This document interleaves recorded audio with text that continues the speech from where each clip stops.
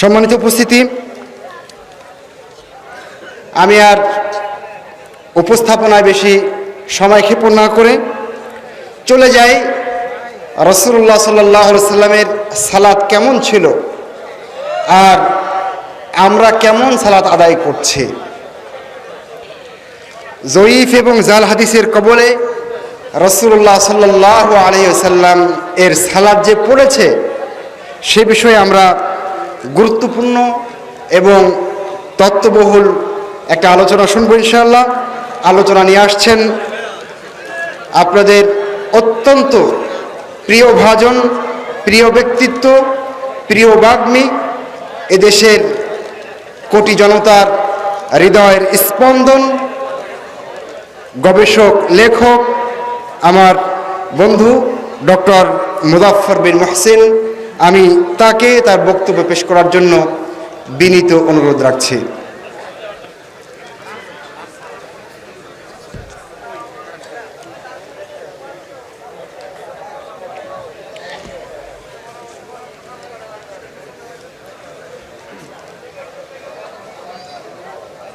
আসসালামু আলাইকুম ওয়া রাহমাতুল্লাহি ওয়া বারাকাতুহু।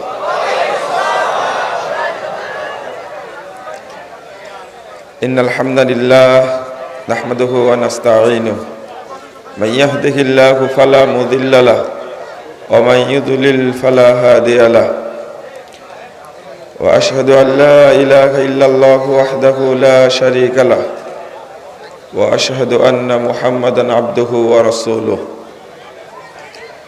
أما بعد فأعوذ بالله من الشيطان الرجيم إنني أنا الله لا إله إلا أنا فاعبدني وأقم الصلاة لذكري. وقال تعالى فويل للمصلين الذين هم عن صلاتهم ساهون الذين هم يراءون. عن أبي هريرة رضي الله عنه قال قال رسول الله صلى الله عليه وسلم أول ما يحاسب به العبد يوم القيامة الصلاة فإن صلحت صلح سائر عمله وإن فسدت فسد سائر عمله. رواه الطبراني في الأوسط বিইসনাদিন সাহিহিন।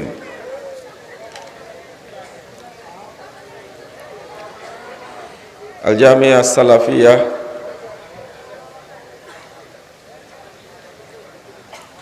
রূপগঞ্জ নারায়ণগঞ্জ কর্তৃক আয়োজিত ইসলামী সম্মেলন 2019-এর সম্মানিত সভাপতি, উপস্থিত বিদগ্ধ উলামা কেরাম, অতিথিবৃন্দ, সুধীমণ্ডলী, সামনে উপবিষ্ট শ্রদ্ধেয় মুসলিম ভ্রাতৃমণ্ডলী, আমার প্রাণপ্রিয় ছাত্র যুবক ভাইয়েরা,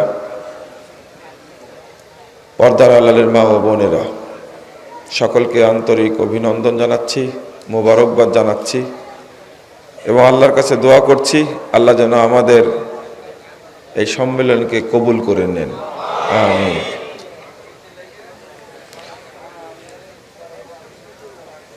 আপনারা যারা বিভিন্ন অঞ্চল থেকে, দূর দূরান্ত থেকে এসে সম্মেলনে সামিল হয়েছেন, বিভিন্নভাবে সহযোগিতা করেছেন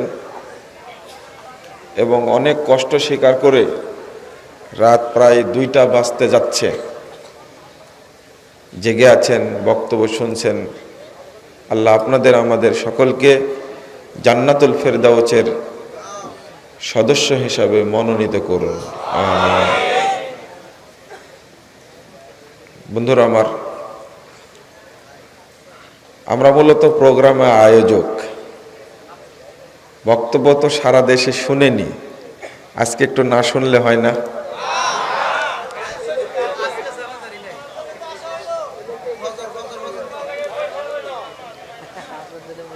আমরা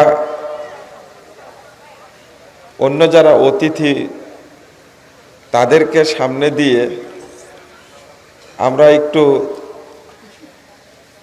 তাদেরকে এগিয়ে দিতে চাই যে অতিথিরা আসতেন তাদেরকে সম্মান জানাই, নাহলে রাত 2টার দিকে এসে আপনাদের কি বলবো আর কি শোনাবো। আমি তো আর উস্তাদ আব্দুর রাজ্জাক বিন ইউসুফের মতো না, এক ধমকে সবাইকে জাগায় দিব।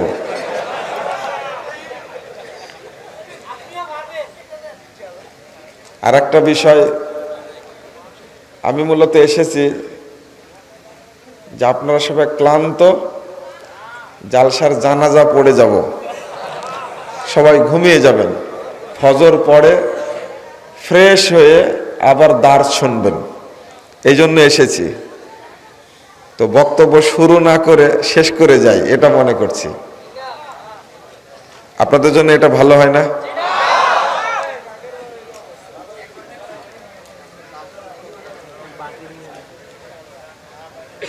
আচ্ছা, তো আপনাদের দাবি অনুযায়ী কিছু কথা বলি। যারা শুয়ে আছেন তাদেরকে ডাকার দরকার নাই, অযথা কষ্ট দিবেন না। ওনারা এখন উঠে কুল কিনারা পাবেন না যে কোথায় থেকে শুরু করেছেন আর শেষ করতে যাচ্ছেন। কথা বুঝছেন? তাকবীর দিয়ে জাগায় দিবেন আপনি, ওই লোক উঠে এদিকে একবার তাকাবে ওইদিকে একবার তাকাবে, ওর দিশাই পাবে না। বন্ধুরা আমার, আমাদের প্রতি আপনাদের অনেক ভালোবাসা আছে।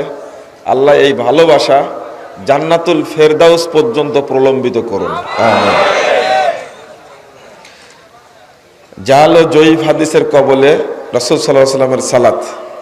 আমার বন্ধুবর অত্যন্ত জ্ঞানী মানুষ আব্দুল আলিম মাদানী হাফিজাহুল্লাহ তাআলা, তো শিরোনাম যেটা বলেছেন ওইটাই আমি বললাম। তবে আমার এই নামে একটা বই লেখা আছে, নামটা একটু ভিন্ন, সরাসরি দেওয়া আছে জাল হাদিসের কবলে রাসূল সাল্লাল্লাহু আলাইহি সাল্লামের সালাত। জাল জয়ীব ও জাল হাদিস বললাম না কেন, শুধু কেন বললাম জাল হাদিসের কবলে রাসূলুল্লাহ সাল্লাল্লাহু আলাইহি ওয়াসাল্লাম সালাত। নামটা হয় বইয়ের মৌলিক বিষয়ের উপরে। বাংলাদেশে রাসূলের সালাতকে হত্যা করেছে, রাসূলের সালাতকে তুলে দিয়েছে, উৎখাত করার মূল হাতিয়ার হলো জাল হাদিসগুলো। যদিও আরবিতে আমি বলে দিয়েছি, জয়ীফ এবং জাল হাদিস দুইটা শব্দই উল্লেখ করেছি, এই বইটার মধ্যে আছে। কিন্তু বাঙালিদের বোঝানোর জন্য জাল হাদিসই যে রাসূলের সালাতকে শেষ করেছে, নষ্ট করেছে, সেইটা বোঝানোর জন্য আমি জাল হাদিসের কবলে রাসূল সাল্লাল্লাহু আলাইহি সাল্লাম এর সালাত, এই কথাটি বলতে চেয়েছি। উপমহাদেশে জাল হাদিসের ব্যবসা এত বেশি হয়, পৃথিবীর আর অন্য কোনো দেশে কোনো বাজার নাই, এত গরম বাজার নাই যত উপমহাদেশে আছে। এতই ব্যবসা হয়, দোকানও বেশি, ব্যবসাও হয়, আর কাস্টমারও যেমন বেশি, দোকানদারও বেশি। মানে যে সমস্ত আলেম নামধারী মাযহাবী সালাতকে টিকিয়ে রাখার জন্য হাদিস জাল করেছে, এক একজন আলেমের কথা বললে আপনারা হতবাক হবেন যে তারা কি হাদিস জাল করতে পারে। সমাজ সংস্কারের যতগুলো রোগ আছে তার মধ্যে একটা রোগ, বাধা যতগুলো আছে তার মধ্যে একটা অন্যতম বাধা, যে এত বড় আলেম কি ভুল করতে পারে? বলে না এটা? এত বড় আলেম কি ভুল করতে পারে? আমি বলছি যে এত বড় আলেম কি হাদিস জাল করতে পারে? আপনি ওটা তো পরের কথা। দারুল উলুম দেওবন্দের একজন প্রভাবশালী প্রিন্সিপাল, জামিয়া মিল্লিয়া ইন্ডিয়ার একটা বিশ্ববিদ্যালয়, সেই বিশ্ববিদ্যালয়ে একটা গেট আছে, বাবু মাহমুদুল হাসান নামেই একটা গেট আছে। এত বড় আলেম, তার কবরের উপরে লেখা আছে, প্রাচীরে লেখা আছে, আমি নিজে দেখে আসছি, ইমামুল হুজ্জাহ। মানে তার এত মর্যাদা বর্ণনা করা আছে। অথচ আবু দাউদের 202 পৃষ্ঠায় 22 নম্বর লাইনে একটা হাদিস এবারত ছিল, ইশরিনা লাইলাতান, 20 রাত্রি। এই লাইলাতানের কাছে শুধু রাকাতান বসিয়ে দিয়েছে। এবার কি হলো? 20 রাকাত। আর এই কাজটা করেছেন মাহমুদুল হাসান দেওবন্দি প্রিন্সিপালের মতো এত বড় মানুষ। টিকায় লিখে দিয়েছেন মূল হাদিসের অংশ, আর মূল হাদিসে লিখে দিয়েছেন এই জাল অংশ। তাহলে আপনারা কি বলবেন? বললাম যে দোকানদারও যেমন এক্সপার্ট, শ্রোতারাও তেমনি এক্সপার্ট, মানে কাস্টমারও এক্সপার্ট। জাল হাদিস মানার ব্যাপারে তারা যেমন প্রস্তুত, আর দোকানদাররাও জাল হাদিস তৈরির ব্যাপারে প্রস্তুত। তো এই ক্ষেত্রে আপনি কি বলবেন? আপনি কিভাবে বলবেন? ভুল করা তো আলাদা ব্যাপার, ইচ্ছা করে হাদিস জাল করা এটা তো আরো অন্য ব্যাপার। তো শুধু এইটা না, আরো অনেকগুলো বিষয় আপনারা দেখতে পাবেন কত জাল হাদিস তৈরি করেছে। শুধু রফুল ইয়াদাইনকে সাইজ করার জন্য, সালাতে রফুল ইয়াদাইন এটাকে সাইজ করার জন্য যেভাবে উঠে পড়ে লেগে হাদিস জাল করেছে। আরে কাঁচা হাদিস জাল করেছে, কাঁচা হাদিস। কাঁচা বুঝেন? টাটকা, একবারে নগদ, তাজা তাজা তাজা হাদিস জাল করে মানুষের মধ্যে ছড়িয়ে দিয়েছে যে রফুল ইয়াদাইনের কোনো হাদিস এখন মানা যাবে না।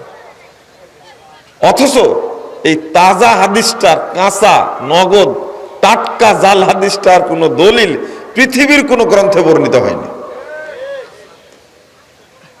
মৌলিক কয়েকটা বিষয় সালাতের মধ্যে গন্ডগোল আছে, বেশি না। তার মধ্যে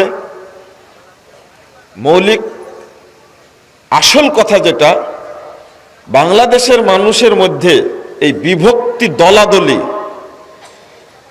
আওয়ামী লীগ বিএনপি করার কারণে হয়নি, ধর্মীয় কারণে মুসলিমদের বিভক্তি হয়েছে। একই মসজিদে সালাত আদায় করছে, একজন লোক আওয়ামী লীগ করে, একজন লোক বিএনপির সাথে জড়িত, এক মসজিদে সালাত পড়ে না।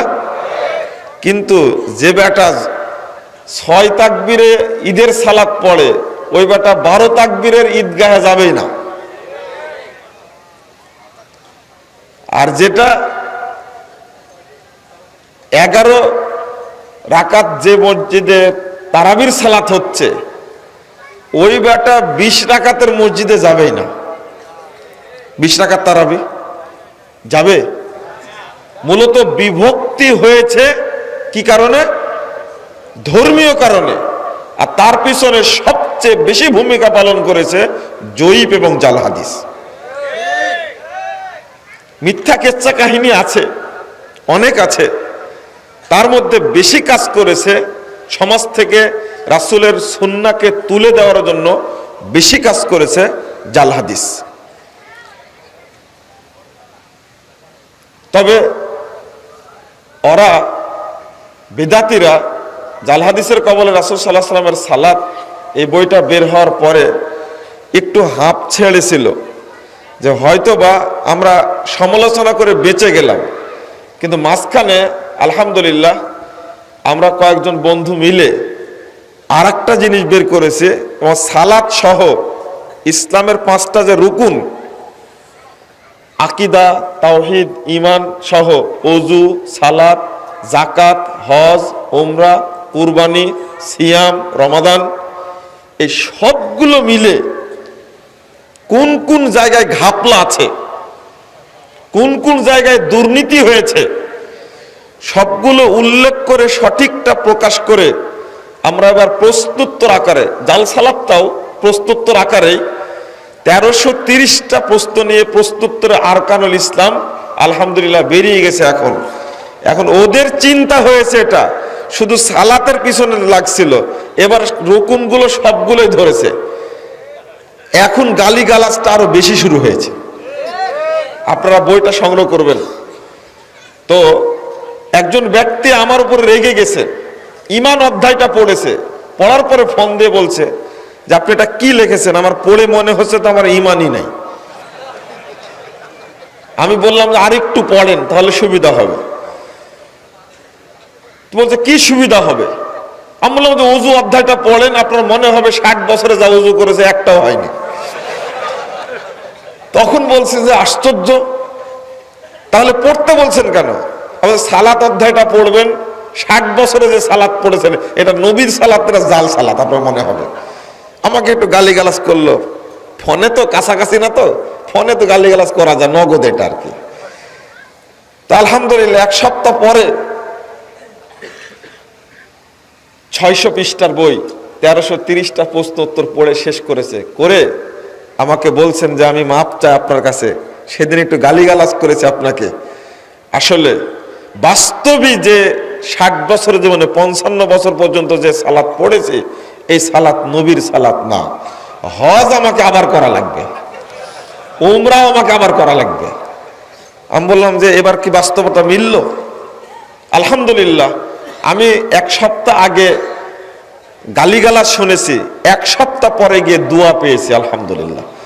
এইরকম যদি আল্লাহ প্রত্যেকটি অশুদ্ধ মানুষ, বেদাতি আকীদা সম্পন্ন শিরকি আকীদা যার মধ্যে আছে, প্রত্যেক ব্যক্তির কাছে যদি প্রশ্নোত্তর আরকানুল ইসলাম বইটা চলে যেত আর যদি হেদায়েত পেত কতই না ভালো হতো আলহামদুলিল্লাহ। আমরা চাচ্ছি সংস্কার। কিছু টেক্কা আলেম, ফুটকা আলেম গালিগালাজ করছে, কিন্তু অধিকাংশ মানুষের মাথাকে আল্লাহ সংশোধন করে দিয়েছে আলহামদুলিল্লাহ। আল্লাহর অনেক শুকরিয়া। আমি বলি, আপনারা এই আয়াতটা জানেন তো, ফাওয়াইলুল লিল মুসাল্লিন কোন সূরার মধ্যে আছে? সূরা, খুব বড় সূরা। আমার প্রশ্ন, ছোট্ট 2টা আয়াত, ছোট্ট 2টা সূরার মধ্যে আল্লাহ উল্লেখ করেছেন। একটা হলো ফাসল্লি লিরাব্বিক, আছে না? কোন সূরা? এই আয়াতটি আর কোন সূরার মধ্যে আছে না।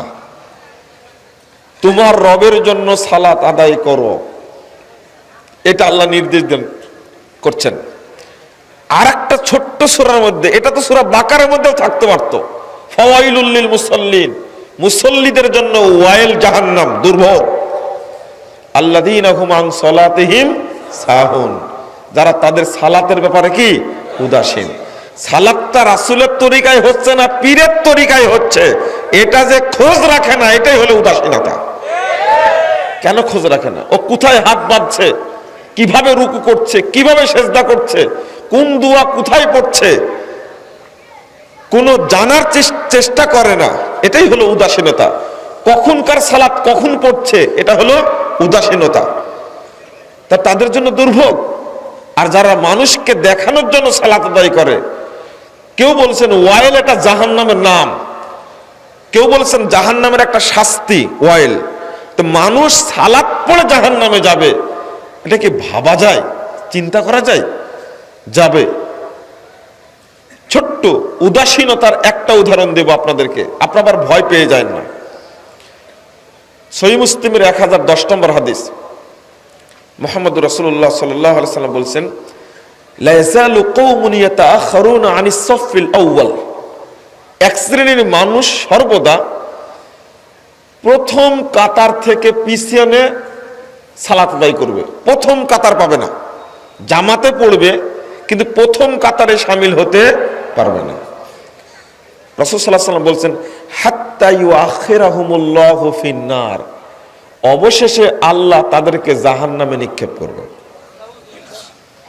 আরে বেনামাজির কথা হিসাবে আনলাম না, এই লোকটা কি নামাজ পড়ে না? মসজিদেও পড়ে, জামাতেও পড়ে, কথাটা বুঝেন। এই জন্য তো এত রাত্রিতে আমাদের বক্তব্য চলে না, একটু সুর তাল দিলে না একটু তালে তালে হয়। বুঝা যাচ্ছে? লোকটা মুসল্লি, 1, 2 মসজিদেও পড়ে, 3 জামাতেও পড়ে, কিন্তু কি প্রথম কাতারে শামিল হতে পারে না, সবসময় কি শেষ কাতারে শামিল হয়। আল্লাহ তাদেরকে জাহান্নামে নিক্ষেপ করবেন, এটা কেমন হলো? তাহলে বেনামাজির কি হবে ওটা পরে রাখেন, এইটা হলো অলসতা। আপনাকে বলবো যে আপনি সর্বদা চেষ্টা করবেন যে প্রথম কাতারে শামিল হব, এরপরে যদি শেষ কাতারে আপনি যান তাতে কোনো আপত্তি নাই। কিন্তু 6 মাস যাবৎ সালাত আদায় করবেন প্রতিদিন 5 ওয়াক্ত, প্রথম কাতার একদিনও পাবেন না 6 মাসে, এর নাম সতর্কতা না। এখানে একটা হাদিস শোনাই দিই আপনাদেরকে, আবু দাউদের হাদিস। ওই হাদিসটা আবু দাউদে আসছে, 430 নম্বর হাদিস। খুব সাবধান থাকবেন। প্রথম কাতার তো অবশ্যই, যদি প্রথম ওয়াক্তে সালাতটা পড়তে পারেন। রাসূলুল্লাহ সাল্লাল্লাহু আলাইহি ওয়াসাল্লাম বলছেন, ক্বাল আল্লাহু তাআলা, আল্লাহ তাআলা আমাকে বলছেন। দেখেন আরেকটা কথা, এই যে হাদিসটা যেটা অনুবাদ করছি, এই হাদিসটা আবু দাউদের হাদিস, কিন্তু উপমহাদেশে ছাপা আবু দাউদে নাই, এটা তুলে দিয়েছে, খতম করে দিয়েছে একে। আল্লাহ রাসূল বলছেন যে আল্লাহ তাআলা আমাকে বলছেন, ফারাজতু আলা উম্মতি খামসা সালাওয়াত, আমি তোমার উম্মতের উপরে 5 ওয়াক্ত সালাতকে ফরজ করেছি। ওয়াহিদতু ইনদি আহাদা, আর আমি আমার কাছে একটা অঙ্গীকার করে রেখেছি, আমি একটা ওয়াদা করেছি, প্রতিজ্ঞা করেছি, আন্নাহু মান জাগা ইউহাফিযু আলাইহিন্না লিওয়াক্তিহিন্না আদখালতুহুল জান্নাহ, যে ব্যক্তি 5 ওয়াক্ত সালাত ওয়াক্ত মোতাবেক আদায় করে আমার কাছে আসবে, 5 ওয়াক্ত সালাত ওয়াক্ত অনুযায়ী আদায় করে, আউয়াল ওয়াক্তে আদায় করে আমার কাছে আসবে, আমি আল্লাহ অঙ্গীকার করেছি আমি তাকে জান্নাত দান করব।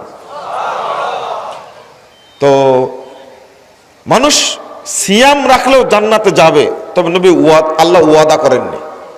হজ করলেও জান্নাত পাবে, লাইসা লাহু জাযা ইল্লাল জান্নাহ, হজ্জের পথ কোনো নেকি নাই, নেকি বলতে জান্নাত।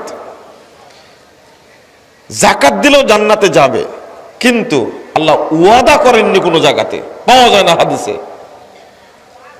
কিন্তু ওয়াক্ত মোতাবেক সালাত আদায় করলে আল্লাহ তাকে জান্নাত দিবেন, এটা আল্লাহ প্রতিজ্ঞা করেছেন, ওয়াদা করেছেন। এটা বলুন আলহামদুলিল্লাহ। আপনারা ওয়াক্ত মোতাবেক চেষ্টা করবেন তো ইনশাআল্লাহ, ইনশাআল্লাহ।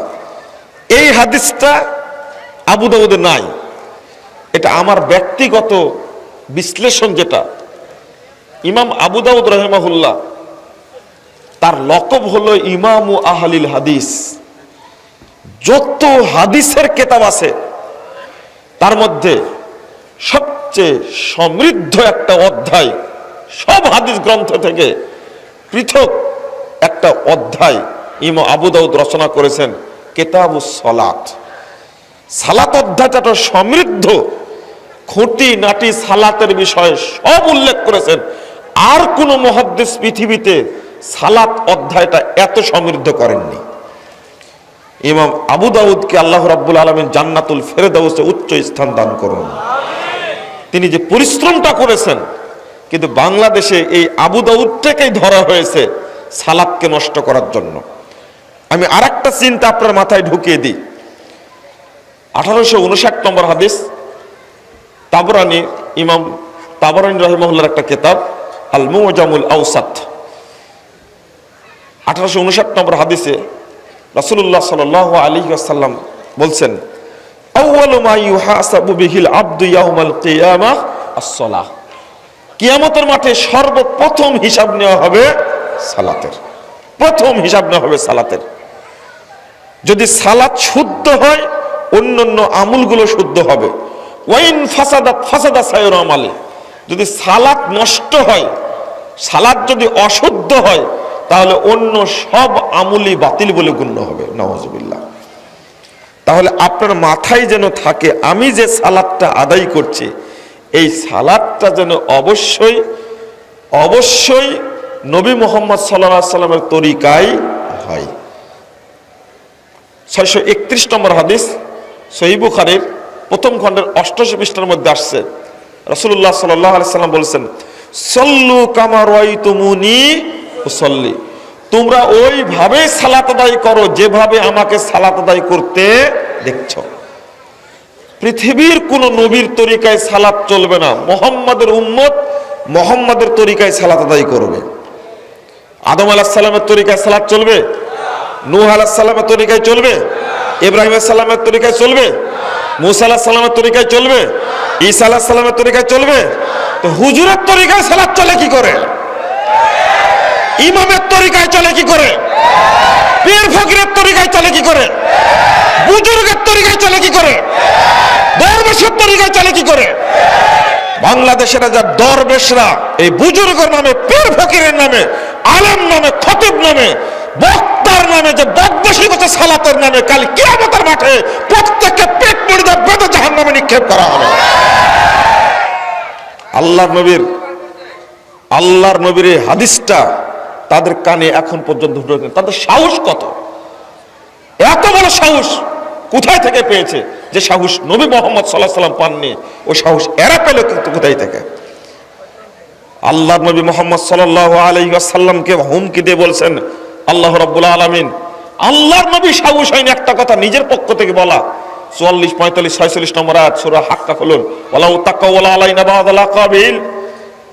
বিশ্ববাসী শোনো, মুহাম্মদ সাল্লাল্লাহু আলাইহি সাল্লাম যদি নিজের পক্ষ থেকে কোনো কথা রচনা করতেন, লাখাযনা মিনহু বিল ইয়ামিন, আমি আল্লাহ ডান হাত দিয়ে তাকে ধরে ফেলতাম, সুম্মা লাকাতানা মিনহুল ওয়াতিন, অতঃপর তাকে জবাই করে দেহতে গলাটিকে বিচ্ছিন্ন করে দিতাম। আল্লাহর নবী মুহাম্মদ সাল্লাল্লাহু আলাইহি সাল্লামকে লক্ষ্য করে আল্লাহ হুমকি দিচ্ছেন, জবাই করে দিতেন নবী মুহাম্মদ সাল্লাল্লাহু আলাইহি সাল্লামকে। যদি নিজের পক্ষ থেকে কোনো কথা তিনি বলতেন, তাহলে হুজুরদেরকে কয়বার করে জবাই করবেন? এরা কি করবে? এদের সাহস কত? 145 নম্বর হাদিস আবু দাউদের মধ্যে আসছে, আল্লাহর নবী একদিন ওযু করছিলেন, ওযু করার সময় মুখ ধৌত করলেন। মুখ ধৌত করার পরে এক চুল্লু পানি নিয়ে দাঁড়ের নিচে দিচ্ছেন। হাদিসের ভাবটা এইরকম, সাহাবীরা মনে করছেন যে দাঁড়ির নিচে এক চুল্লু পানি দিয়ে কি লাভ হবে, এতগুলো দাঁড়ি তো ভিজবে না। এই অবস্থা দেখে রাসূলুল্লাহ সাল্লাল্লাহু আলাইহি সাল্লাম বলছেন, হাকাদা আমারনি রব্বি। আল্লাহ রাব্বুল আলামিন বলেছেন সূরা মায়েদা 67 নম্বর আয়াত, ইয়া আইয়ুহার রাসূল বাল্লিগ মা উনজিলা ইলাইকা মির রাব্বিক, হে রাসূল আপনি তাবলীগ করুন। এর অর্থটা বুঝেন, মা উনজিলা যা নাজিল করা হয়েছে, ইলাইকা আপনার প্রতি, মির রাব্বিক আপনার প্রভুর পক্ষ থেকে সেইটা পৌঁছিয়ে দিন। আপনি নিজের পক্ষ থেকে পৌঁছালেন কেন? ফাজাইলে সালাত উর্দুটা 45 পৃষ্ঠা আর বাংলাটা খুলেন 125 পৃষ্ঠা।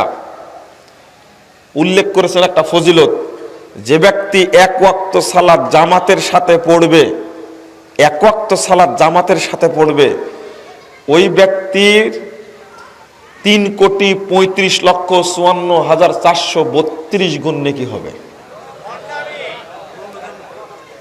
আপনি এবার বলেন তো দেখি, এই ফজিলতটা কে তৈরি করলো? মানুষ তৈরি করেনি। আমি কিন্তু সালাতের বাহিরে যাইনি এখনো, আমি সালাতের কথাই বলছি। কত বড় সাহস, কিভাবে বলল? দলিল কোথায়? দলিল হলো ফাজাইলে আমল। কেন কেন মানুষকে ধোঁকা দেওয়া হলো ফজিলতের নাম দিয়ে? 3,35,54,432 গুণ নেকি হবে এক ওয়াক্ত সালাত জামাতে পড়লে। হাদিস বলছে, সব হাদিস গ্রন্থে এসেছে। আবু দাউদ খুলুন 560 নম্বর হাদিস, নবী মুহাম্মদ সাল্লাল্লাহু আলাইহি সাল্লাম বলছেন, জামাতে সালাত আদায় করলে 25 থেকে 27 গুণ নেকি বেশি হবে।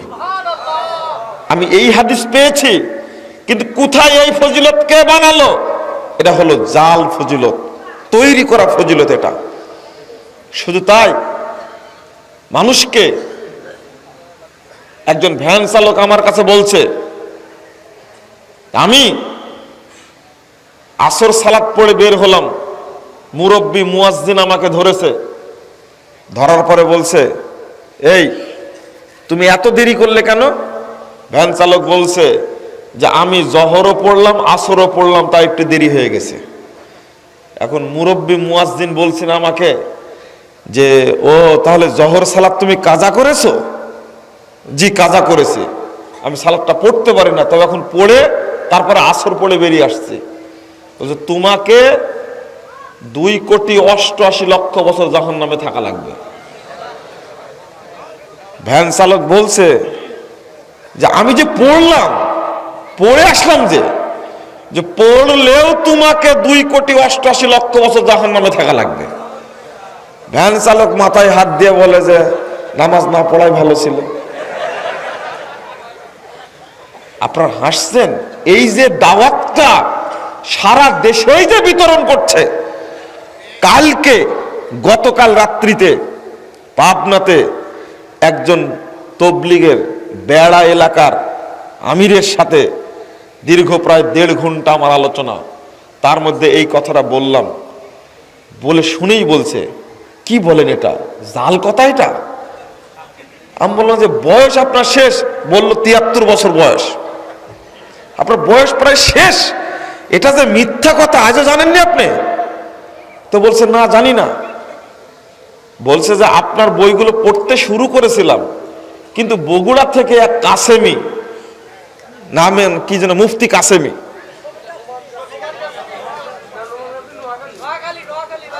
না বগুড়ার এই কাসেমি এসে অনেকগুলো বই দেখায় আমাদেরকে বলল যে আমরা যে আমলগুলো করি সেগুলো হাদিসে আছে। তারপর থেকে আমি বই পড়া বন্ধ করে দিয়েছি। আমি বললাম যে এই হুজুরই আপনাকে পথভ্রষ্ট করেছে, বই দেখায়। আজকে আবার একটা শুনলাম, এক মাজার পূজারী আর এক মাজার পূজারীর বিরুদ্ধে লাগছে। এক ব্যাকুবের কথা বললেন না, এই যে কি নাম বললেন কিছু আগে, নৌমান কাসেমি। আমি এদের নাম নিতে চাই না, বুঝছেন, আমার ঘৃণা লাগে। 288, হ্যাঁ এবার বুঝলাম, আমি আগে বুঝিনি। এই 288, এই ব্যাকুব শুনেন, ঘটনা শুনেন। আমি নারায়ণগঞ্জ একটা প্রভাবশালী স্কুল, সেখানে গিয়াসউদ্দিন স্কুল অ্যান্ড কলেজ, আমাকে এক সেমিনারে নিয়ে যাচ্ছে। আমার গাড়ি রোধ করার জন্য হুজুর নিয়ে আগে থেকে রাস্তায় রেডি। আমি বুঝতে পারিনি, কিন্তু আমার গাড়িতে একজন পরিচিত লোক বসা ছিলেন। উনি বলছেন যে এরা তো আপনাকে ধরতে পারে। গাড়ি নিয়ে আগাচ্ছে, আমি তো বসে আছি, সঙ্গে সঙ্গে আমাকে দেখতে পেয়েছে।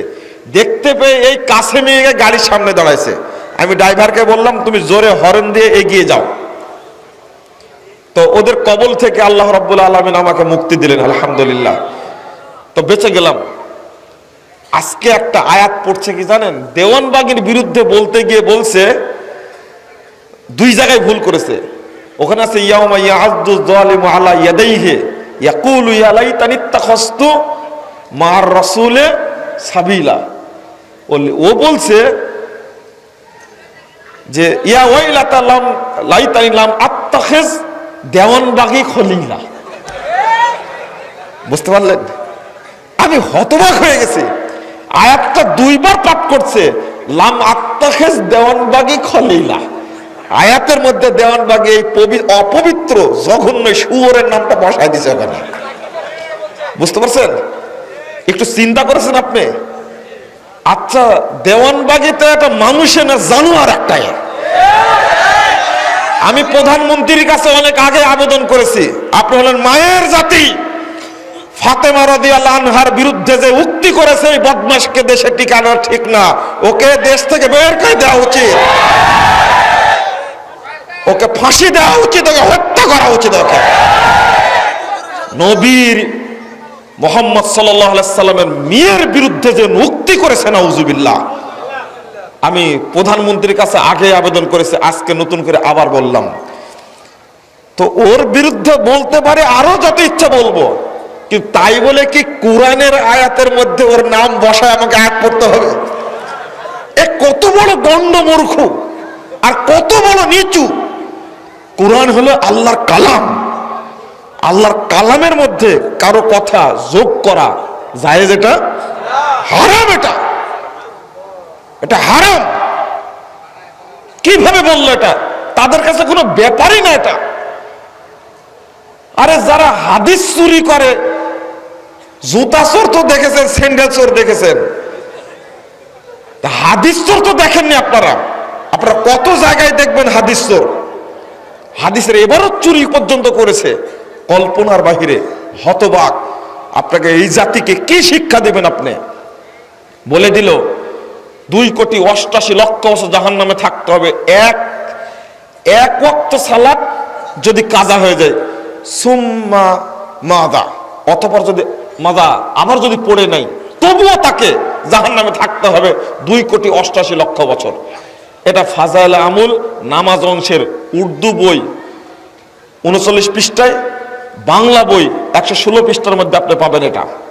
তো বলছিলাম যেটা, আল্লাহর নবী মুহাম্মদ সাল্লাল্লাহু আলাইহি ওয়াসাল্লাম হাদিসটা বললেন, আল্লাহ কত রহম করেছেন বান্দার উপরে। কেউ যদি ঘুমিয়ে যায়, কেউ যদি সালাত ভুলে যায়, 1600 নম্বর হাদিস খুলুন, 1592 নম্বর হাদিসটা খুলুন, মুসলিমের মধ্যে আসছে। আল্লাহ রাসূল বলছেন, মান নামা আও নাসিয়া ফালিয়ুসাল্লিহা ইযা যাকারাহা ফাইন্নাহা কাফারাতুহা। কেউ যদি সালাত ভুলে যায় বা ঘুমিয়ে থাকে, ওই ব্যক্তি যেন আবার যখন জাগবে ঘুম থেকে বা যখন মনে হবে তখনই যেন সালাতটা পড়ে নেয়, এটাই তার জন্য কাফারা। বলুন আলহামদুলিল্লাহ। আল্লাহ বান্দার উপরে কত রহম করেছেন, অথচ একটা মিথ্যা কথা উল্লেখ করে, ডাহা মিথ্যা কথা, একবারে গাঁজাখড়ি কথা একবারে উল্লেখ করে বলছে 2,88,00,000 বছর জাহান্নামে থাকতে হবে। এটা কি সহ্য করা যায়? এগুলো বলেন দেখি, কেমনে বলবেন এটা? এরপরেও একটা ঘাপলা আছে এখানে। বাংলায় অনুবাদ করতে গিয়ে কথা লেখেনি, কিন্তু জাকারিয়া সাহেব ঠিকই লিখে দিয়েছেন। জাকারিয়া সাহেব নিজে লিখতে গিয়ে লিখছেন, এই কথা উল্লেখ করার পরে, লাম আজিদহু ফিমা ইনদি মিন কুতুবিল হাদিস। আমার নিকটে যত হাদিসের গ্রন্থ আছে, এই হাদিস গ্রন্থের মধ্যে এই হাদিস আমি পাইনি। লিখলেন কেন আপনি? নিজেই যদি বলছেন আমি হাদিস পাইনি, লিখলেন কেন আপনি? আমার কড়া কথা শুনে আপনারা হয়তো একটু অসন্তুষ্ট হচ্ছেন। আপনারা অসন্তুষ্ট হলে আমার যায় আসে না। আমাকে সন্তুষ্ট করতে হবে আল্লাহকে। আপনি অসন্তুষ্ট হলে আমার যায় আসে না। নবীর বিরুদ্ধে এরকম ডাহা মিথ্যা কথা বলবে আর তাকে আমি বিড়ালের মতো আদর করবে, এটা হতেই পারে না। এটা আহলে হাদিসদের স্বভাব না। এটা কিভাবে হয়? এটা তুমি জেনে মিথ্যা কথা বলছো নবীর নামে, তোমার সাহস কত? তুমি কেন বানালে এগুলো? এই সমস্ত সালাতের নামে তৈরি করলে কিভাবে? এই সাহসটা কে দিল তোমাকে? আল্লাহ নবী মুহাম্মদ সাল্লাল্লাহু আলাইহি সাল্লাম আসরের সালাত, মাগরিবের সালাত, এশার সালাত, এই 3 সালাতই মাগরিবের পরে ধারাবাহিকভাবে আদায় করেছেন। সহিহ বুখারীর 596 নম্বর হাদিস, 598 নম্বর হাদিসটা আপনি খুলুন, আপনি সেখানে পাবেন। 238 পৃষ্ঠা খুলুন, সহিহ মুসলিমের প্রথম খণ্ডের মধ্যে আসছে, মুহাম্মদুর রাসূলুল্লাহ সাল্লাল্লাহু আলাইহি ওয়াসাল্লাম একদিন ফজরের সালাত আদায় করেন, সূর্য প্রায় 10টা, 10:30, 11টা বাজার পরে পড়েছেন। তাহলে আল্লাহর নবী এবং এই সাহাবীরা কতদিন থাকবে জাহান্নামে? আচ্ছা, কথা বললেই তো হিসাব নিকাশ করে বলা উচিত। আপনারা দুঃখিত হবেন, আমি কেন বলেছি জাল হাদিসের কবল রাসূল সাল্লাল্লাহু আলাইহি ওয়াসাল্লামের সালাত কেন বললাম? কুলুপ নিয়ার যে হাদিসটা তৈরি করেছে এটা জাল। কুলুপ নিয়া যে আছে না, এটাও জাল, জাল কথা। আমি কেন বলবো না? প্রত্যেক অঙ্গ ধোয়ার সময় দোয়া পড়তে হবে, এটা জাল। ওযুর সময় দোয়া পড়তে হবে, বিসমিল্লাহির রহমানির রহিম, আল ইসলামু হাক্কুন আল কুফরু বাতিল আল ঈমানু নূরুল কুফরু যুলমাতুন, এটা জাল কথা। এবার ডাহা মিথ্যা কথা একটা। যখন আমি দাঁড়াবো সালাতে তখন নায়াতু পড়বো, এটা একটা জাল কথা। আপনি কোনটা নেবেন? আজানের দুয়ার মধ্যে ওয়ার দারাজাত রাফিয়া ওয়ার যুকনা শাফাআত ইয়াউমাল কিয়ামা, এটা কি? জাল। ফজরের সালাতে as-সালাতু খায়রুম মিনান নাওম, এর জবাবে কি বলবো? সাদ্দাকতা ওয়া বারারতা, এটা মিথ্যা কথা, জাল। এটা আমি এমনি নাম দিয়েছি জাল হাদিসের খবর রাসূল সাল্লাল্লাহু আলাইহি ওয়াসাল্লাম সালাত, আমার শখ লাগছে নাকি? শুধু তাই, হাদিস জাল করার পটু তারা। ঘটনা মিথ্যা ঘটনা তো আছে, কিন্তু হাদিস জাল করার এত বড় সাহস। আবু দাউদের 110 পৃষ্ঠা খুলেন আপনি, ভারতীয় ছাপা আবু দাউদের মধ্যে কত কৌশল করেছে ইমাম আবু দাউদ রাহিমাহুল্লাহ। হাত বাঁধার হাদিস উল্লেখ করেছেন 4টা, 3টা নাভির নিচে আর 1টা বুকের উপরে। এই 4টা হাদিসের একটাও আবু দাউদের মধ্যে নাই, একটাও নাই। কারণ 3টা নাভির নিচে হাত বাঁধার এই হাদিসকে ইমাম আবু দাউদ উল্লেখ করে তিনি নিজেই জয়ীফ বলেছেন। বুকের উপরে হাত বাঁধার হাদিসটা সম্পর্কে কোনো মন্তব্য করেননি। তাহলে তার দৃষ্টিতে কি বুকের উপরে হাত বাঁধার হাদিস কি সহিহ, আর নাভির নিচে হাত বাঁধার হাদিস কি জয়ীফ, তিনি নিজেই বলে গেছেন। আর 275 হিজরি ঘটনার কথা বলছি, তার আগের কথা বলছি, সেই যুগে তিনি জয়ীফ বলে গেলেন। বাংলাদেশের প্রিন্ট আবু দাউদ, উপমহাদেশের প্রিন্ট আবু দাউদ থেকে এই 4টা হাদিস তুলে দেওয়া হলো কেন? কি উদ্দেশ্য? কি রহস্য রয়েছে? রহস্য একটাই, এই হাদিস পড়তে গেলে যদি ছাত্ররা জানতে পারে, শিক্ষকরা জানতে পারে ইমাম আবু দাউদি নাভির নিচে হাত বাঁধার হাদিসকে জয়ীফ বলে গেছে, কেউ নাভির নিচে হাত বাঁধবে না, বুকের উপরে বাঁধবে। এই ষড়যন্ত্রের কারণে 4টা হাদিসকেই খতম করে দেওয়া হয়েছে। খুলেন ইমদাদিয়া প্রেস, ঢাকা, বাংলা বাজার, চক বাজার আছে আবু দাউদ, খুলেন। ওরা আবার নাম্বারিং করেছে, সৌদি আরবের প্রিন্টের সাথে নাম্বারিং করেছে। 756, 57, 58, 59, কয়টা হলো? 4টা। তো 755 থেকে 60-এ চলে গেছে, মাঝখানে 4টা নাই। আমি আবু দাউদ খুলে বললাম প্রকাশককে, দোকানে ম্যানেজার বস বসে আছে, আমি বললাম দেখেন তো নাম্বারিং চিনেন আপনি? আমি নিজে দেখেন 755 থেকে 60 কি করে হয়, মাঝখানে 4টা হাদিস কই? তো এটা তো আমরা খেয়াল করিনি। আমি বললাম যে আগামী দিনে ছাপানোর সময় এই 4টা হাদিস যোগ করে ছাপাবেন, না হলে কিয়ামতের মাঠে কেউ অভিযোগ না করলে আমি অভিযোগ করব। বাঁচতে পারবে এটা? কারা করেছে এটা? কারা করেছে? মাযহাবীরা করেন এটা? হাদিস তুলে দিল কেন? কোন সাহসে তুলে দিল এটা? যারা হাদিসকে এইভাবে কচুকাটা করে তারা হাদিসের শত্রু না বন্ধু? এরা আল্লাহর শত্রু, এরা নবীর শত্রু, এরা ইসলামের শত্রু, মুসলিম উম্মার শত্রু এরা। ইমাম আবু দাউদি বলেছেন একটা কথা, চিরন্তন বাণী ইমাম আবু দাউদের, লাউলা হাযিহিল ইসাব লাম দারাসাল ইসলাম ইয়ানি আসহাবুল হাদিস। ইমাম আবু দাউদের মুখ থেকে বেরিয়ে গেছে একটা কথা, পৃথিবীতে যদি আহলে হাদিসরা না থাকতেন তাহলে ইসলাম পৃথিবী থেকে মিটে যেত। এই ঘাপলাবাজি, এই প্রতারণা, এই বদমাশি, এর মুখোশ উন্মোচন করে দিয়েছে আহলে হাদিসরা। আলহামদুলিল্লাহ, মানুষরা বুঝছে, একজন ডিসি সাহেব বুঝছে, একজন ম্যাজিস্ট্রেট বুঝছেন, একজন সচিব বুঝছেন, একজন এসপি সাহেব বুঝছেন, একজন ওসি সাহেব বুঝছেন, একজন ডাক্তার, ইঞ্জিনিয়ার এখন বুঝা শিখেছেন। তারা হাদিস কিনে এই হাদিসটাই আপনি যাচাই করবেন, আমি আপনি যাচাই করতে পারবেন। মূল আবু দাউদে নয়, যেটা খারেজি মাদ্রাসায় পড়ানো হয়। যারা কওমীয় খারেজি মাদ্রাসায় পড়ে, হাদিস পড়ায়, এরাই সবচেয়ে বড় দুশমন হাদিসের। ইসলামিক ফাউন্ডেশন বাংলাটা খুলেন আবু দাউদ, ওখানে 4টা হাদিস ঠিকই পাবেন আপনি, ওখানে আছে। ঠিক সহিহ বুখারী থেকে তুলে দিয়েছে, কিতাবু সালাতি তারাবি, তারাবি সালাতের অধ্যায়, এই কথাটি উপমহাদেশের বুখারী থেকে তুলে দিয়েছে। অথচ পৃথিবীর যেখানে হাদিস গ্রন্থ প্রিন্ট হয়েছে সেখানে হাদিসগুলো আছে। আমি বলি দায়িত্বহীন কণ্ঠে, বাংলাদেশে নয় সারা পৃথিবীতে হাদিসের গ্রন্থ ছাপানোর জন্য আল্লাহ লক্ষ লক্ষ প্রেসকে রেডি করে রেখেছেন। হাদিসের গ্রন্থ প্রিন্ট হয় সৌদি আরবে, প্রিন্ট হয় দুবাইয়ে, প্রিন্ট হয় কুয়েতে, প্রিন্ট হয় লিবিয়াতে, প্রিন্ট হয় মিশরে, প্রিন্ট হয় সিরিয়াতে, প্রিন্ট হয় লেবাননে, প্রিন্ট হয় বৈরুতে। সারা পৃথিবীতে আল্লাহ লক্ষ লক্ষ প্রিন্টের ব্যবস্থা করে রেখেছেন। তুমি উপমহাদেশ থেকে হাদিস তুলে দিলে যে হাদিসটা গোপন করতে পারো অসম্ভব। একজন আহলে হাদিসের বাচ্চা বাংলাদেশে বেঁচে থাকতে কোন হাদিসকে তারা গোপন করতে পারবে না ইনশাআল্লাহ। ইমাম খতিব বাগদাদি রাহিমাহুল্লাহ বহুদিন পূর্বেই বলে গেছেন, আল্লাহু তাআলা ইয়াদুব্বু বিআসহাবিল হাদিস।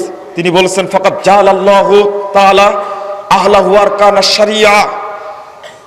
আল্লাহ রাব্বুল আলামিন এই পৃথিবীতে আহলে হাদিসদেরকে শরীয়তের রুকুন করেছেন, অহুরাসাদ্দিন এবং দ্বীনের পাহারাদার হিসেবে নিযুক্ত করেছেন। কাম মিন মুলহিদিন ইয়ারুমা ইয়াখলুতা বিশ-শারিয়া মা লাইসা মিনহা। আল্লাহু তাআলা ইয়াদুব্বু বিআসহাবিল হাদিস।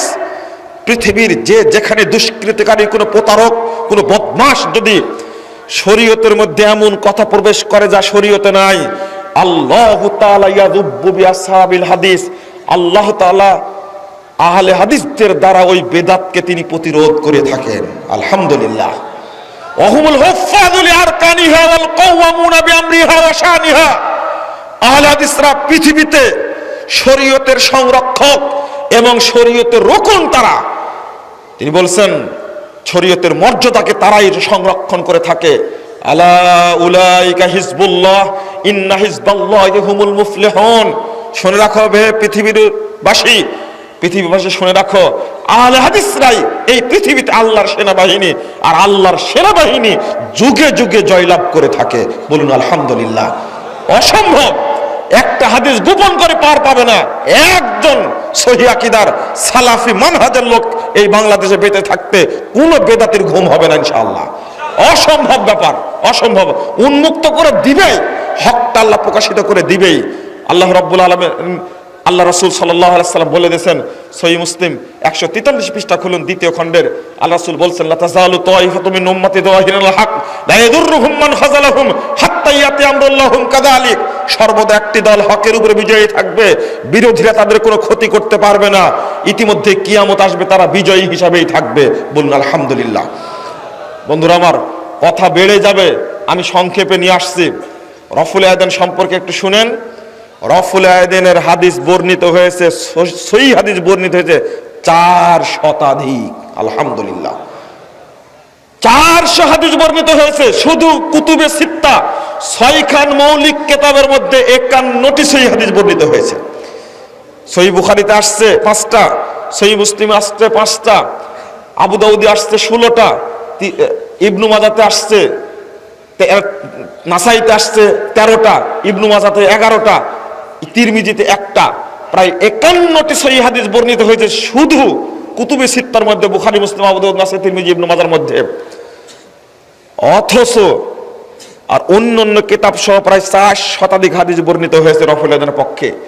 সালাতে রফুল আযান করতে হয় সালাত শুরুর সময়, রুকুতে যাওয়ার সময়, রুকু থেকে উঠে 2 রাকাত পড়ে যখন তাশাহুদ পড়ে আবার 3য় রাকাতের জন্য দাঁড়ায় তখন রফুল আযান করতে হয়।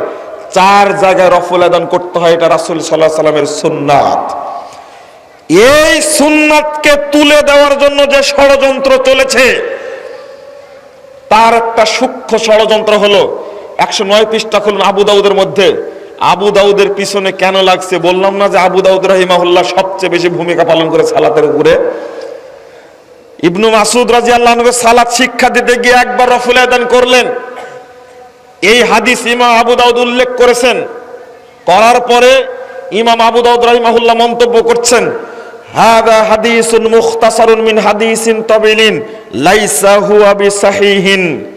এই হাদিসটা লম্বা হাদিসের সংক্ষিপ্ত রূপ, এই হাদিসটা সহিহ নয়। আবু দাউদের 109 পৃষ্ঠা খুলেন আপনি, হাদিসটা আছে, কিন্তু ইমাম আবু দাউদ যে মন্তব্য করলেন এই মন্তব্যটুকু নাই। আপনারা কি বুঝলেন আমার কথাটা? এই ঘুমন্ত অবস্থায় কি এই কথা বোঝা যায়? হ্যাঁ,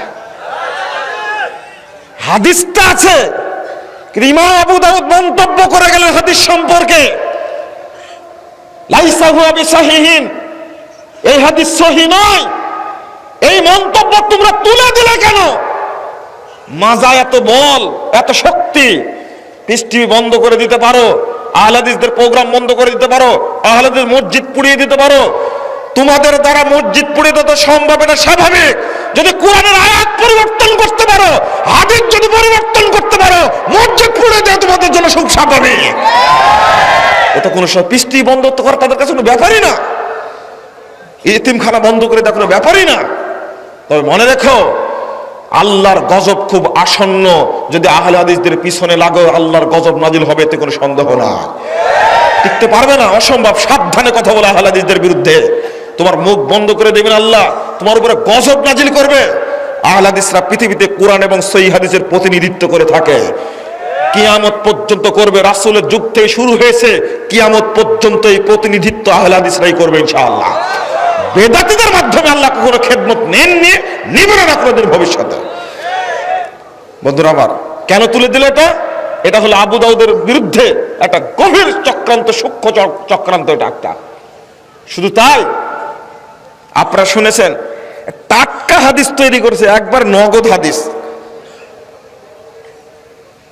কি হাদিস তৈরি করেছে ওটা তো আপনাকে একটু জানাতে হবে।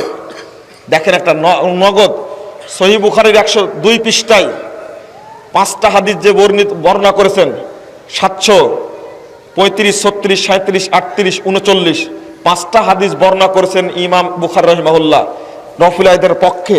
এই 5টা হাদিসকে জবাই করার জন্য একটা নগদ কাঁচা টাটকা তাজা জাল হাদিস ওখানে উল্লেখ করেছে।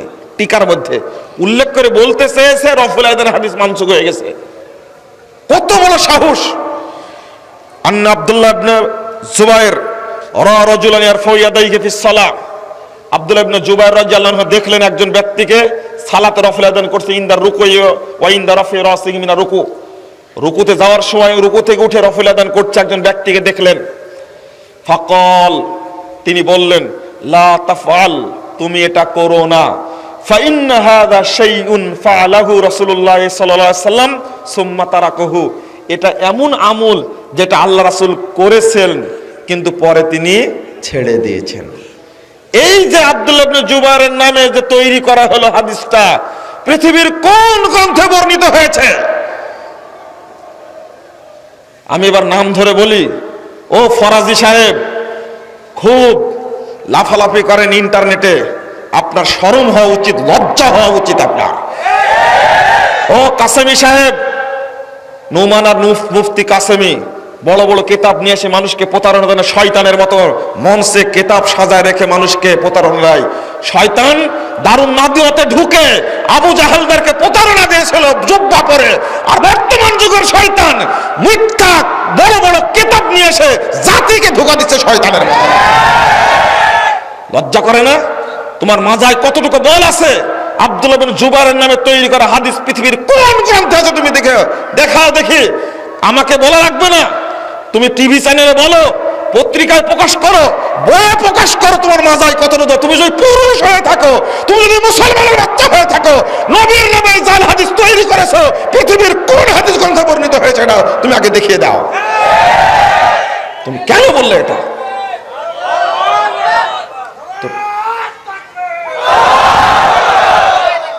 তুমি কোন সাহসে কথা বলো? আহলে হাদিসদেরকে গালিগালাজ করো কোন একটা হাদিস প্রচারের কারণে, একটা হাদিস নবীর নামে মিথ্যাচার করার কারণে তোমাকে জাহান্নামে যেতে হবে। তুমি বাঁচতে পারবে না, তুমি যাবে কোথায়? তোমার বাঁচার কোনো সুযোগ হবে না। তুমি হাদিস তৈরি করলে কেন? হাদিস তৈরি করেছে আর একটা, কি জানেন? তাও এই হাদিসটা উল্লেখ করেছে বুখারীর টিকায়, যেন কেউ না মানে। হেদায়াত টিকার মধ্যে উল্লেখ করেছে। হেদায়াত টিকার মধ্যে একইভাবে লেখছে, কি জানেন? নাউজুবিল্লাহ, 111 পৃষ্ঠার মধ্যে লেখছে, ওয়াল্লাযী ইউরা মিনার রাফি মাহমুলুন আল ইবতিদা কাযা নুকিলা আন ইবনে জুবাইর। হেদায়াত গ্রন্থকার কত বড় কুচক্রী, চিন্তা করেছেন? এই ব্যাটা করছে কি, লিখতে গিয়ে লিখছে যে রফুলে আদাইনের আমুলটা আগের যুগে ছিল, এটা বোঝা যায়, পরে এটা আমুল করা লাগবে না। যেমন ইবনু জুবাইরের বর্ণনা দ্বারা বোঝা যায়। আর বেটা ইবনু জুবাইরের কথাটা তো মিথ্যা। আব্দুল্লাহ ইবনে জুবাইরের নামে যে কথা তৈরি করেছো তুমি, এটাই তো মিথ্যা কথা। আর মিথ্যা কথা যারা দলিল নিচ্ছে তারা আবার ওঠা।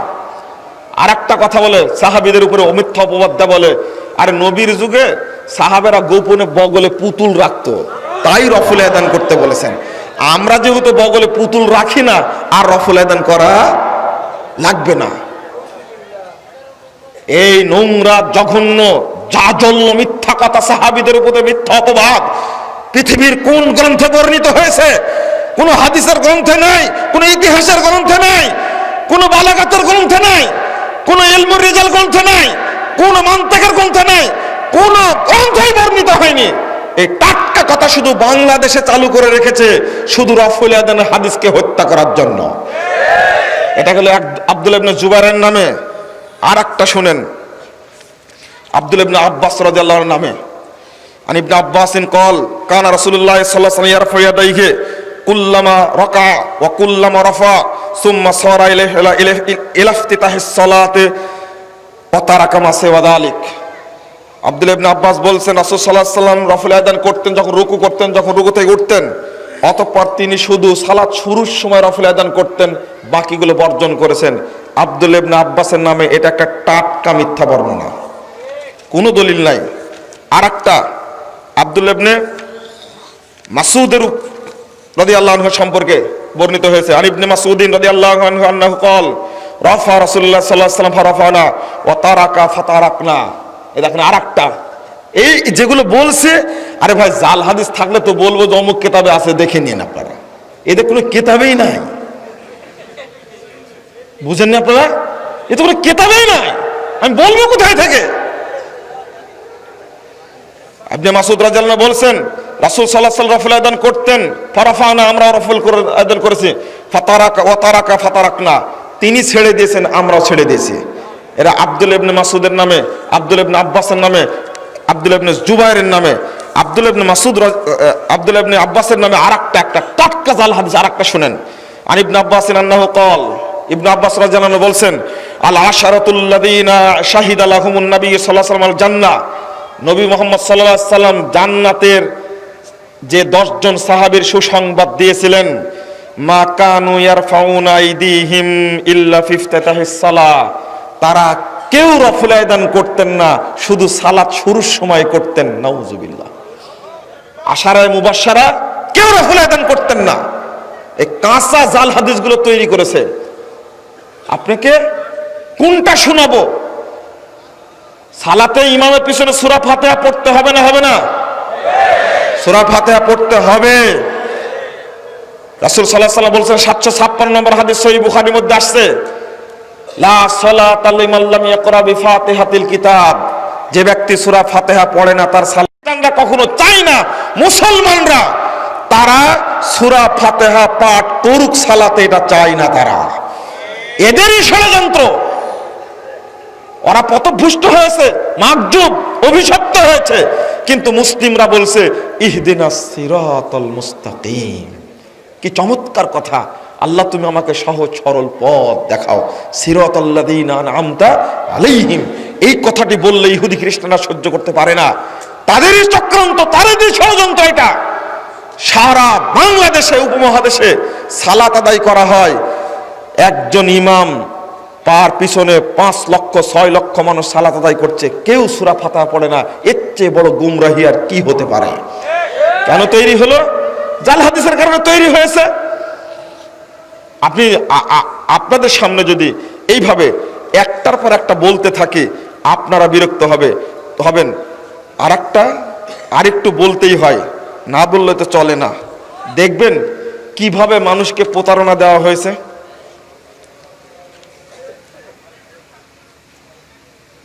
দেখেন তো, আমি পড়ি, আপনারা একটু শুনেন। ফাজাইলে আমুল 118 পৃষ্ঠা। সাবেত আল বুনানি আল্লাহর সামনে অধিক ক্রন্দন করতেন আর বলতেন, হে আল্লাহ, কবরে যদি কাউকে সালাত আদায় করার অনুমতি দান করে থাকেন তাহলে আমাকে অনুমতি দিন। আবু সিনান বলেন, আল্লাহর কসম, সাবেতকে যারা দাফন করেছেন তাদের মধ্যে আমিও ছিলাম। দাফনের সময় কবরের একটি ইট পড়ে গেল, আমি দেখতে পেলাম তিনি দাঁড়িয়ে সালাত আদায় করছেন। তার কন্যাকে জিজ্ঞেস করা হলে বলেন, আব্বা 50 বছর যাবত রাত্রি জাগরণ করেছেন এবং উক্ত দোয়া করেছেন। দেখেন, কবরেও সালাত আদায় চলে। এখানে নাউজুবিল্লাহ পড়লেন কেন আগেই? আর একটু পরে পড়েন নাউজুবিল্লাহ। আর একটা দেখেন 153 পৃষ্ঠা, শায়েখ আব্দুল ওয়াহিদ রাহিমাহুল্লাহ ছিলেন বিখ্যাত বুজুর্গের একজন। তিনি বলেন, আমার একবার খুব ঘুমের চাপ হলো, ফলে রাত্রের নিয়মিত তাসবিহগুলো পড়তে ছুটে গেল। তখন স্বপ্নে আমি সবুজ রেশমি পোশাক পরিহিতা এক অপূর্ব সুন্দরী যুবতীকে দেখলাম। তার পায়ের জুতাগুলো পর্যন্ত তাসবিহ পাঠ করছে। সে আমাকে উদ্দেশ্য করে বলছে, তুমি আমাকে পাওয়ার চেষ্টা করো, আমি তোমাকে পাওয়ার চেষ্টা করছি। অতঃপর সে কয়েকটি প্রেমমূলক কবিতা পাঠ করলো। এই স্বপ্ন দেখে আমি প্রতিজ্ঞা করলাম রাত্রে আর কখনো ঘুমাবো না। অতঃপর তিনি দীর্ঘ 40 বছর পর্যন্ত এশার ওযু দিয়ে ফজরের সালাত আদায় করেন। জনৈক বুজুর্গ বলেন, এক রাত্রে গভীর ঘুমের কারণে আমি জেগে থাকতে পারলাম না, ঘুমিয়ে পড়লাম। স্বপ্নে এক অপূর্ব সুন্দরী মেয়েকে দেখলাম। এমন মেয়ে আমি কখনো জীবনে দেখিনি। তার দেহ থেকে তীব্র সুগন্ধি ছড়াচ্ছে, এমন সুগন্ধি আমি কখনো অনুভব করিনি। সে আমাকে একটি কাগজের টুকরা দিল, তাতে কবিতার 3টি চরণ লেখা ছিল। যেমন, তুমি নিদ্রার স্বাদে বিভোর হয়ে জান্নাতের বালাখানা সমূহ ভুলে গেছো, যেখানে তোমাকে চিরজীবন থাকতে হবে, যেখানে কখনো মৃত্যু আসবে না। তুমি ঘুম থেকে উঠো, কোরআন তেলাওয়াত করো। তাহাজ্জুদ সালাতে কোরআন তেলাওয়াত করা ঘুম হতে অনেক উত্তম। তিনি বলেন, এই ঘটনার পর হতে আমার কখনো ঘুম আসে না, কবিতাগুলো স্মরণ হয় আর ঘুম বিদরিত হয়। কি চমৎকার সুন্দরী মেয়েদের কাহিনী শোনায় মানুষকে মুসল্লি বানানো। এত চমৎকার দেখছেন? এগুলো সব ফাজাইল আমলের মধ্যে আছে। বন্ধুরা আমার, আরেকটা জিনিস আপনারা আশ্চর্য হবেন। ইমাম আবু হানিফা সম্পর্কে বলা হয় যে কথাটা, তিনি দীর্ঘ 30 বছর, দীর্ঘ 40 বছর, দীর্ঘ 50 বছর যাবত এশার সালাতের উজু দ্বারা ফজরের সালাত আদায় করেছেন। এ লোকটা কি মানুষ ছিলেন না? মানুষ ছিলেন তো। ইমাম আবু হানিফা সম্পর্কে বলা হয়েছে এক টানা 55 বছর রোজা রাখছেন, একটাও ভাঙেননি। আপনি পৃথিবীর কোন নবী সম্পর্কে এই কথা শুনেছেন? শুনেছেন? তিনি কাবা ঘরে সর্বশেষ কোরআন তেলাওয়াত করেন, 1000 বার খতম করেন। আমি যে কথাটা বলার জন্য এসেছি সেটা হলো, তিনি শেষ 2 রাকাত সালাত আদায় করেন। 1 রাকাত সালাত আদায় করেন এক পা তুলে, এক পা উঁচু করে আরেক পায়ের উপরে দাঁড়িয়ে সালাত আদায় করেন। এক পায়ের উপরে একবার কোরআন খতম দেন 1 রাকাতে, আর দ্বিতীয় রাকাতে আরেক পা তুলে আরেকবার কোরআন খতম দেন। তিনি 99 বার আল্লাহকে স্বপ্ন দেখেছেন। আচ্ছা, একজন ব্যক্তি সম্পর্কে মানুষকে সালাতের প্রতি আগ্রহী করব, কিন্তু এই সমস্ত ডাহা মিথ্যা কথা বলে, কি এই জাল কথা বলে। আর একটা লম্বা কাহিনী আছে, ওইটা আমি বলতে যাচ্ছি না, আমি আপনাদেরকে, না ওটা বললে অনেক বড় হয়ে যাবে।